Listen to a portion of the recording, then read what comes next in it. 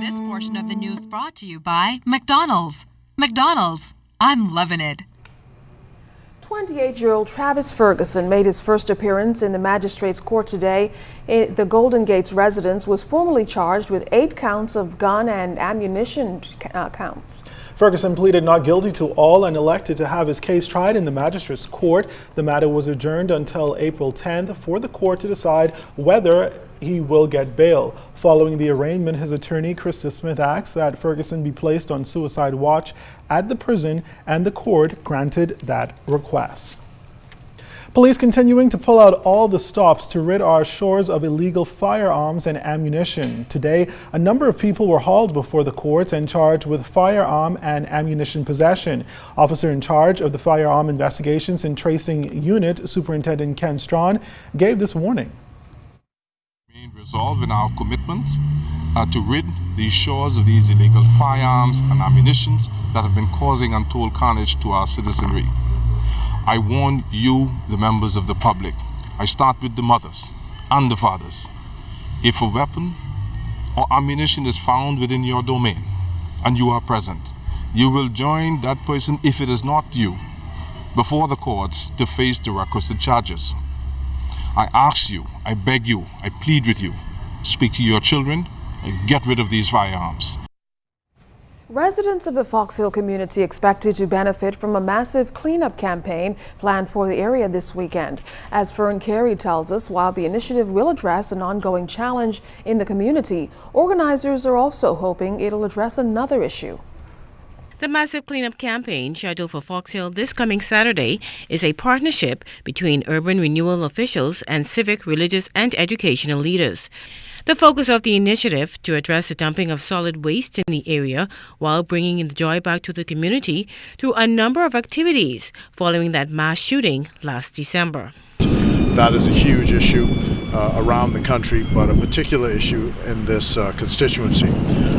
St. Augustine's College, for example, has a lot of green verges around it, and when we go, you'll see that people are using it as an area for dumping, and it becomes a hazard for students and others who are walking along the streets. Community committee felt that it's important that we come and partner with them to help and clean up this area and to bring the joy back to the area. To spread the word about the cleanup campaign, the team took to the streets, the efforts welcomed by residents. I believe that it's a good gesture for you all to walk around and look in the community and see what the community needs.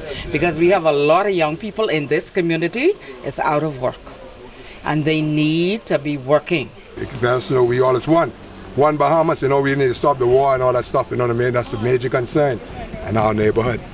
This drive-by, these shootings and this killing, we know one another. Now, one of the goals of this initiative is to bring back the pride and spirit of Fox Hill the way residents say it used to be in the past.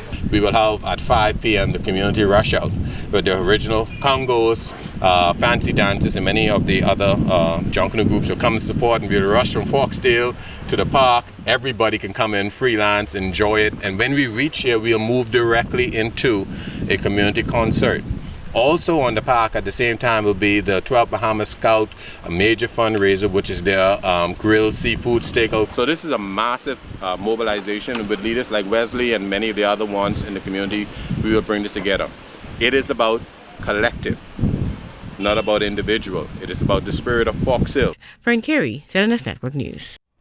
Debate on the Local Government Amendment Bill 2014 wrapped up in Parliament last evening.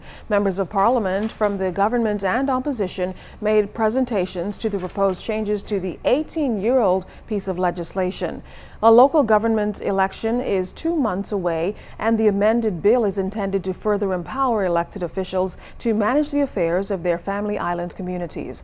Foreign Affairs Minister and Fox Hill MP Fred Mitchell and East Grand Bahama MP Peter Turnquest expressed the view that the provision for someone being allowed to run after being convicted of a crime be revisited.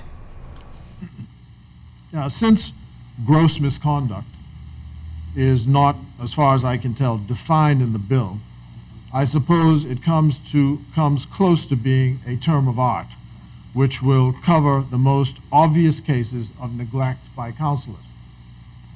So certainly, even in my view then, even convictions that carry less than 12 months in prison would, in my view, be gross misconduct. But such other things like the failure to call meetings or to perform duties under the Act or buying and selling favors arising out of office. These amendments need to be tightened up, in my view, to reflect the position that any criminal conviction should automatically result in the removal from office and disqualification of a councillor. I admit this may be cured by Section 26, where it states that if you miss 3 consecutive council meetings, you're automatically assumed to be vacant from the office. Well, still ahead tonight, the Prime Minister pays respects to a noted clergyman. You're watching The Bahamas Tonight.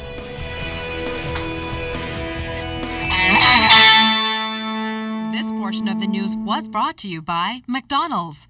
McDonald's, I'm loving it.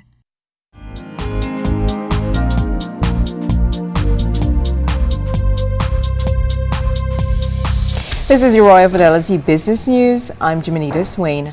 Water and Sewage Corporation General Manager Glenn LaVille discussing the action plan, progress, and opportunities available at the corporation at a special luncheon hosted by the Bahamas Society of Engineers this week.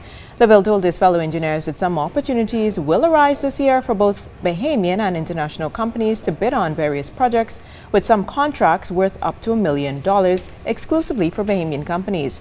LaVille focused his presentation on his company's water and sewage support program and the future opportunities that may be available for those in the engineering community.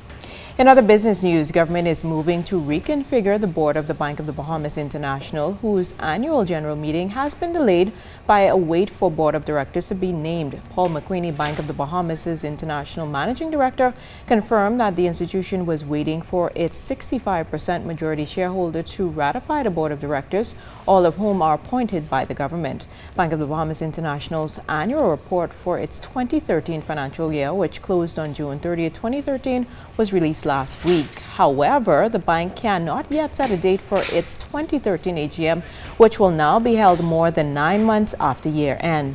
The board's changes are being contemplated as Bank of the Bahamas International, like all other commercial banks, grapples with deteriorating quality in its total loan portfolio. In the 15 months to end September 2013, its ordinary shareholders have suffered a total $9.4 million net loss. And in international business news, China's government has acted for the first time this year to boost economic growth after a string of disappointing data led to fears of a slowdown. The government said it will cut taxes on small firms and speed up the construction of railway lines.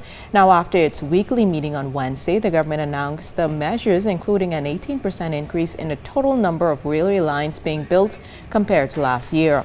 Most of those tracks will be laid in central and western regions of the country. As a further stimulus, Chinese authorities said they will extend tax provisions granted to small businesses into 2016. That was your Royal Fidelity Business News. I'm Jimenita Swain.